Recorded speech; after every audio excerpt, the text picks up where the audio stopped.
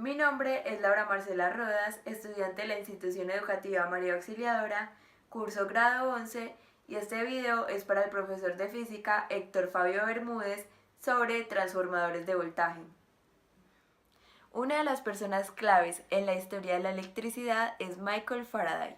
Faraday fue el inventor del motor, aparte de ser el descubridor de la inducción de la electromagnética, que permitió el desarrollo de la máquina más sencilla y más utilizada por nosotros, el transformador.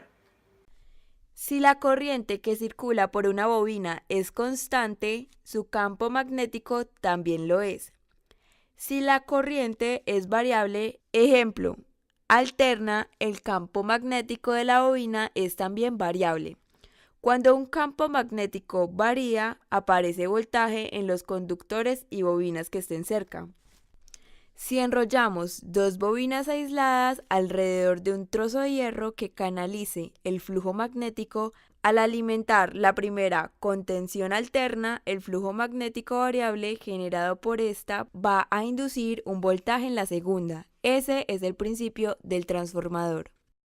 La relación del voltaje que entra en la primera bobina y el que sale de la segunda bobina está dada por la relación del número de vueltas de alambre en cada bobina.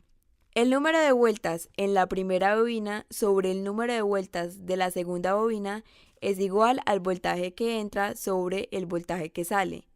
O sea que si la bobina primaria tiene 2000 vueltas y la segunda 1000 vueltas, el voltaje de salida va a ser la mitad del de entrada.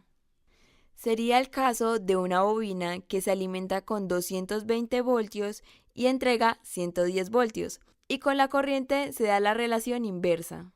Si el voltaje se transforma a la mitad, la corriente se transforma al doble.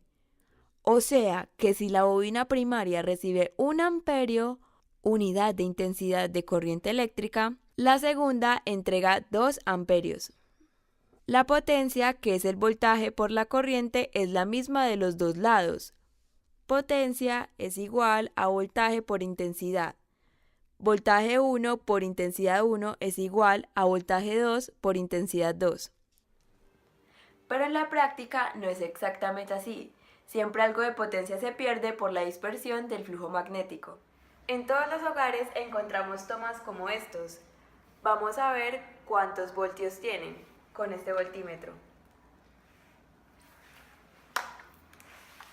Ese es el positivo, ese es el negativo y esa es la tierra. Positivo y negativo. Entonces vemos que en este momento están circulando 116 voltios.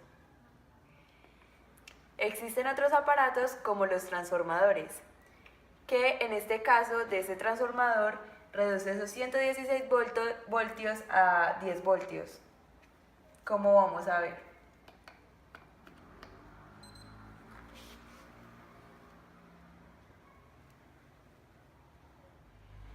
Se utilizan diferentes tipos de tamaño y de voltajes en los transformadores, dependiendo de las necesidades. Y aquí vemos que este transformador da unos voltios de 60.